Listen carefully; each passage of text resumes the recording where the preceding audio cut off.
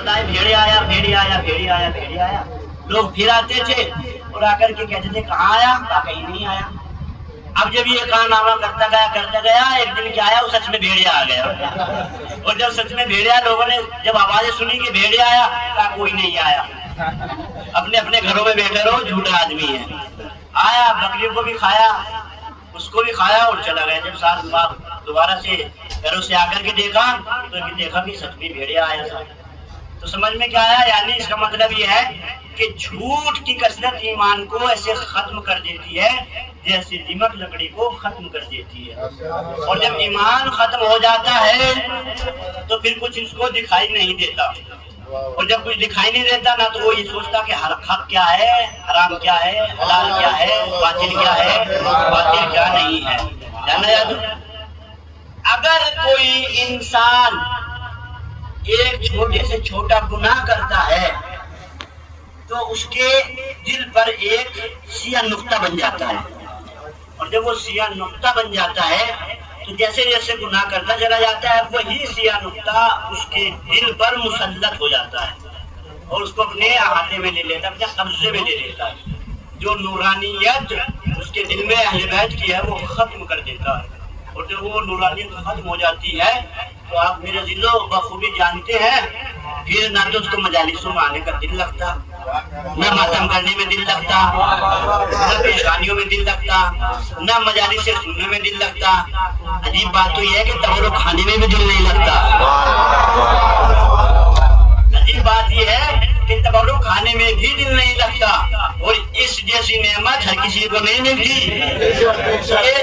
یہ جس طریقے کی یہ نعمت ہے یہ ہر کسی کے بس کی بات نہیں. دنیا میں نہ جانے کتنے لوگ پھر رہے ہیں, لیکن یہ آپ کی فضیلت ہے کہ آپ فرش ادا پر آ کر کے بیٹھے کہ حسین کا تبرک آپ کو کھانے کا ملا.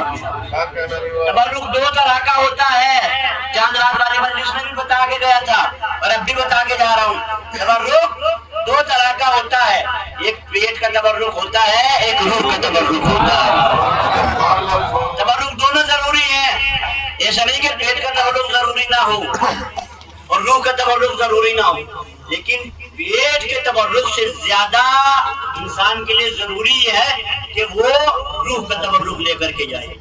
جتنی مجالس حسین میں روح نکھار سکتا ہے اتنی نکھار لے, جتنے گناہ معاف کرا سکتا ہے اتنے گناہ معاف کرا لے, جتنا حسین کے نزدیک ہو سکتا ہے اتنا حسین کے نزدیک ہو جائے. 9 دن گزر لیے, میں بھی آپ سب کو دیکھ رہا تھا کون کیا کر رہا ہے, لہٰذا میں نے سوچا کیونکہ آخری مجلس میں بیان کر کے جاؤں گا, کسی کو برا نہ لگ جائے کہ ہم تو مجلس میں آئیں گے ہی نہیں. تو اسی لیے کہا جاتا ہے کہ دشمنی کسی سے, ناراضگی کسی سے ہوتی ہے اور اثر جو ہے وہ مرکزوں میں دکھایا جاتا ہے. اگر آپ لوگوں کی کوئی ذاتی پرابلم ہے کسی انسان سے تو مرکز سے کیا پریشانی بھائی, مرکز سے کیا لینا دینا. کچھ بھی کسی کے ساتھ ہو جائے ہم نہیں جائیں گے مجالسوں میں, ہم نہیں جائیں گے جمعہ پڑھنے کے لیے, ہم نہیں جائیں گے نماز پڑھنے کے لیے. جس انسان نے یہ کہہ دیا اس نے پھر کیا چھوڑا, جس نے حسین پا لیا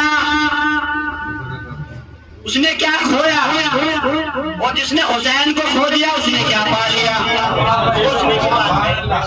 جس نے حسین کھو دیا اس نے کیا پایا, دنیا کی تمام چیزیں نعمتیں پا لے, حسین کو کھو دیا کچھ نہیں پایا. اور جس نے حسین کو پا لیا اس نے سب کچھ کھو دیا, اس نے سب کچھ پا لیا. سوچنے کی بات ہے. اب یہ انسانوں میں دیکھا جاتا ہے نہیں دیکھا جاتا ہے, دیکھا جاتا ہے نہیں دیکھا جاتا ہے. مجالس حسین ہر ایک انسان کو آداب سکھاتی ہے, اخلاق سکھاتی ہے, ہر ایک انسان کو تہذیب اور تمدن سکھاتی ہے, مجالسوں میں آ کر کے بیٹھنے کا طریقہ سکھاتی ہے, ماں باپ سے کیسے پیش آنا ہے یہ سکھاتی ہے.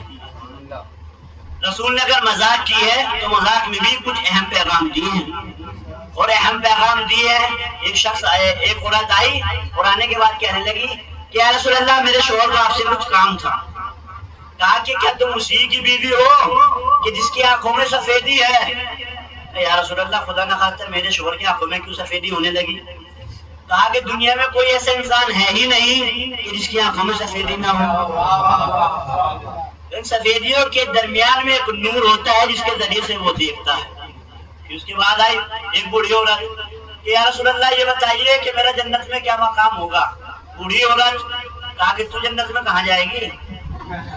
بوڑھوں کا جنت میں کوئی کام نہیں ہے، نہ بوڑھیوں کا جنت میں کوئی کام ہے۔ رونے لگی۔ کہا اس کا مطلب تو پھر یہ ہوا جتنی عبادتیں انجام دی، جتنے روزے رکھے، نمازیں پڑھی، یہ تو ایک سمے سے ہی۔ کہا کہ کیا تم قرآن نہیں پڑھتی ہو، اللہ کا بیان نہیں سنتی ہو؟ جنت میں جب داخل کیا جائے گا تو حسین و جمیل بنا کے داخل کیا جائے گا۔ یعنی رسول نے پیغام دیا، مذاق بھی کی تو حد میں رہ کر کے، اور لوگوں کو پیغام دیا کہ دیکھو اس میں بھی کچھ پیغام ہے۔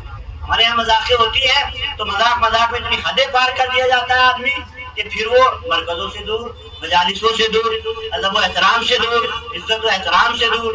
اب وہ آدمی دیکھ کر کے بھی جو ہے وہ پسند نہیں کرتا کہ ڈھسا ہو کر کے بھی گزرا جائے۔ میں یہ کہتا ہوں قسم خدا کی، آج آخری مجلس ہے، اپنے پلے گرا باندھ لیجیے، گاؤں دیہات کی لینگویج میں کہہ رہا ہوں، سب کو چھوڑ دینا لیکن حسین کو نہ چھوڑنا۔ حسین بڑا مظلوم ہے قسم خدا کی، زمانے والوں نے بہت رلایا ہے۔ سیدہ کے لال کو نہ جانے زمانے والوں نے کتنی اذیتیں دی ہیں، آپ اذیتیں نہ دیجیے۔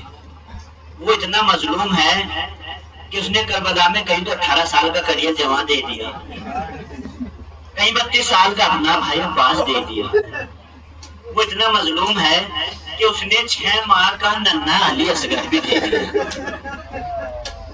وہ اتنا مظلوم ہے کہ اس نے دین اسلام کو بچانے کے لیے یہ بھی نہ سوچا کہ میرے گھر کی عزت احترام جو ہے وہ برقرار رہے گا نہیں رہے گا، ماں بہنوں کی ہدایت۔ آخری مجلس ہے نا آج رونے کے لیے ذرا بیدار ہو گئے ہیں تو دل کھول کے آپ کو کسی نے نہیں روکا، یہاں پہ کوئی نہ تو آپ کو اذیت دینے والا ہے۔ اگر آپ کو پیاس لگے تو باہر جا کے پانی پی لیجیے گا، یہاں پہ پنکھے بھی چل رہے ہیں، اے سی بھی چل رہا ہے، گرمی کی شدت آپ کو نہیں ہو رہی ہے نا۔ ذرا کربلا یاد کیجیے قسم خدا کی، کربلا کی تپتی ہوئی زمین، ایسی زمین کہ جس پر اگر کوئی دانا ڈال دیا جائے تو وہ پھول کے خاک۔ یہاں پہ اگر آپ روئیں گے تو سکینہ کی طرح کوئی تماچے آپ کے، اگر یہاں پہ آپ روئیں گے تو سکینہ کی طرح آپ کو کوئی اذیت نہیں دے گا، اگر یہاں پہ آپ روئیں گے تو گھروں میں آگ نہیں جلے، اگر یہاں پہ آپ حسین کو روئیں گے تو ماں بہنوں کی سر سے ریٹا کو نہیں چھینا جائے گا۔ آج 9 محرم ہو چکی ہے، گزر گیا 9 محرم کا دن بھی، آج شب عاشور لگ گئی ہے۔ جاننا چاہتے ہو شب عاشور میں کیا ماحول تھا؟ قیام حسینی میں ماحول یہ تھا میرے عزیزو، امام حسین نے ایک مرتبہ کہا حی الناس